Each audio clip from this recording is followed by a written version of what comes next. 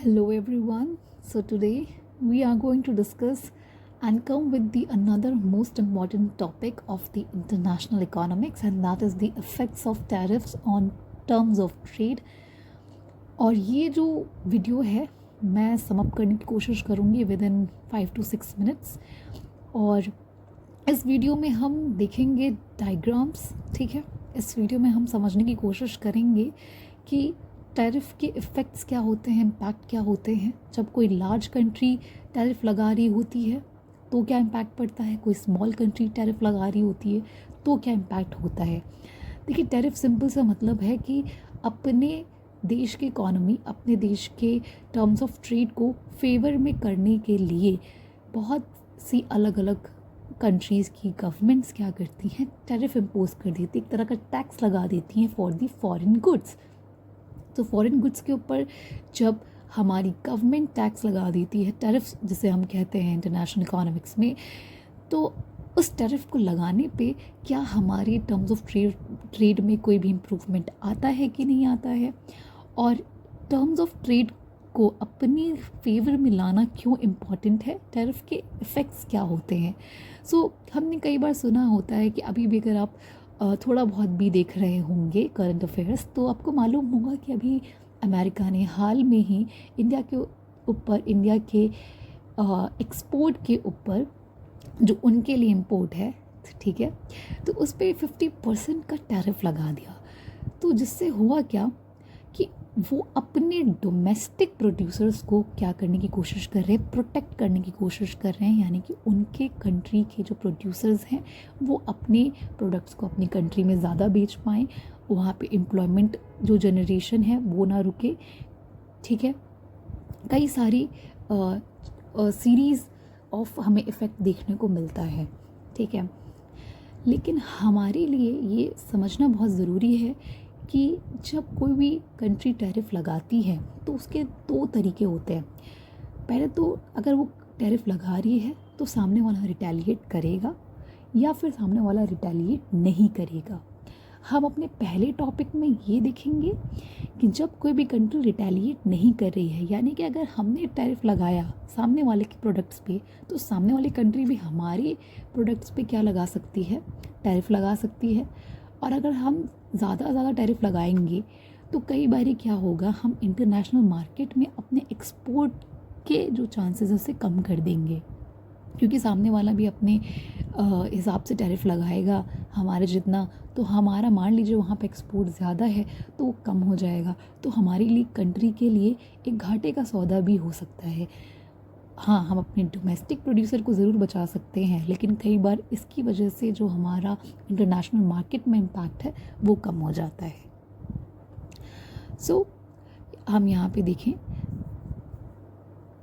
The most crucial factor, however, is the reaction of foreign countries to the tariff moves of the home country. Home country जो भी tariff लगा रही है, foreign countries पर react क्या कर रही है, ये ज़्यादा important है।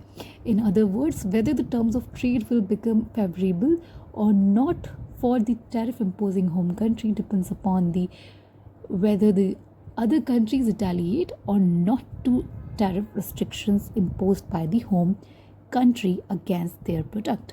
सो फॉरेन कंट्री रिएक्ट करेगी कि नहीं करेगी, रिटेलिएट करेगी कि नहीं। कि यहाँ रिटेलिएट से सिंपल मतलब ये है कि हमने अगर टैरिफ लगाया तो सामने वाली कंट्री भी क्या सेम अमाउंट पे टैरिफ लगा रही है, ये भी बहुत मैटर करता है, ठीक है।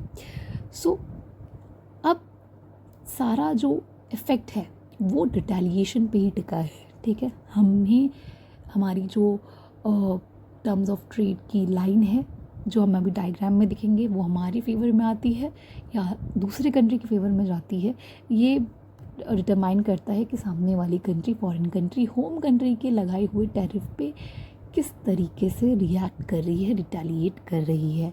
So we are going to learn about the terms of trade effect in the absence of retaliation.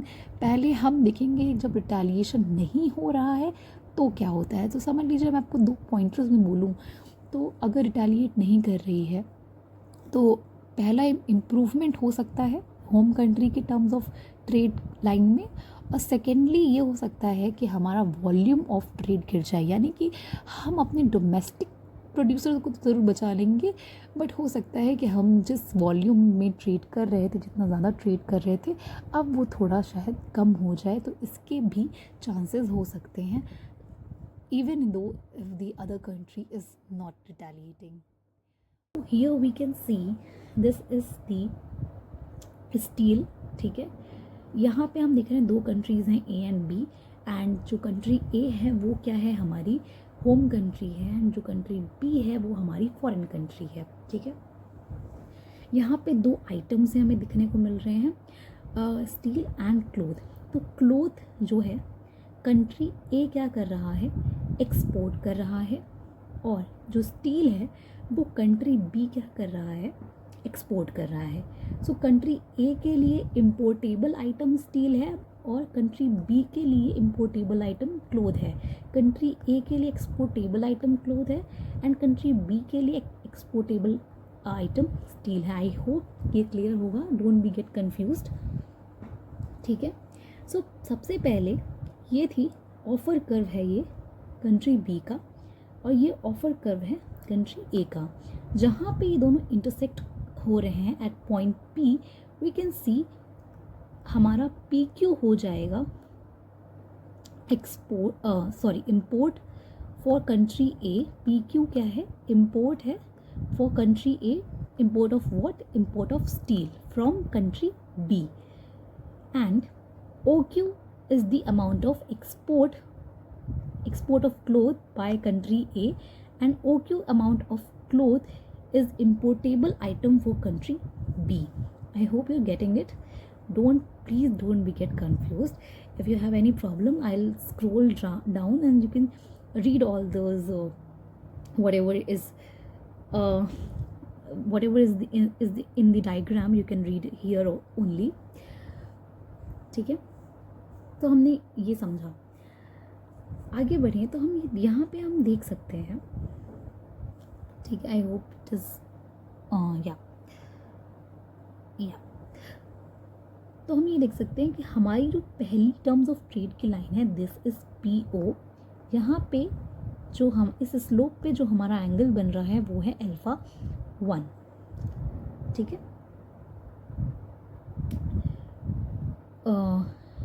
एक सेकेंड, नो दिस इज ये अल्फा बन रहा है, दिस इज हमारा ये छोटा एंगल है। लेकिन जैसे ही क्या होता है, हमने टैरिफ लगाया, सो हम ए से जो A1 जा रहे हैं वो है बिकॉज ऑफ टैरिफ। कंट्री ए जो होम कंट्री है वो टैरिफ लगा रही है, तो हम ए से A1 जाते हैं।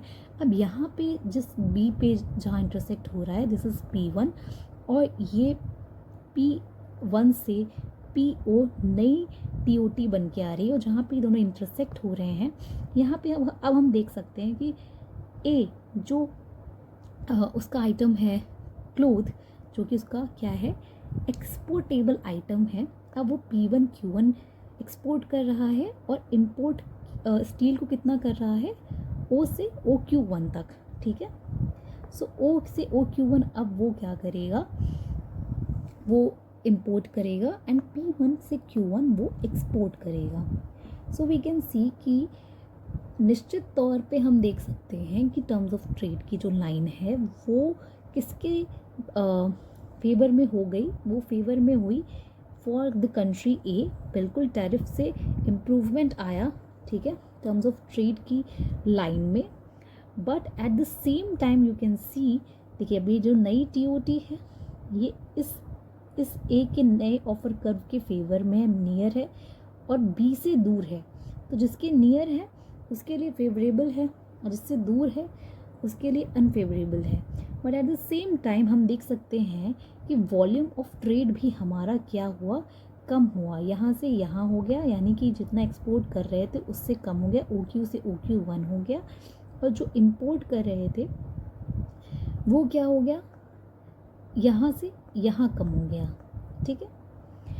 So this is all about in the absence of retaliation. तो जब आप रिटेलिएट नहीं कर रहे होते हैं तो क्या होता है, वी कैन सी कि ये जो TOT का जो नई TOT बन रही है उसका एंगल बड़ा है, alpha 1 is greater than alpha. So we can understand कि जब हम टैरिफ लगाते हैं, अगर हमारी होम कंट्री टैरिफ लगा रही है तो हमारी terms of trade in absence of retaliation from the foreign country improve हो सकती है, but volume of trade at the same time will reduce. Okay, so here's the conclusion. If you can read here, prior to the imposition of tariff, जब tariff नहीं लगाया गया था, the volume of trade was constituted OQ exports of cloth plus PQ imports of steel.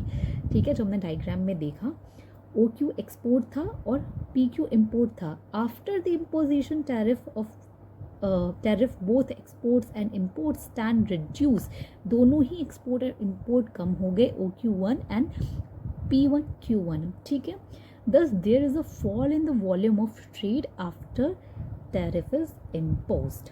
ठीक है, in the next video we will talk about in the presence of retaliation.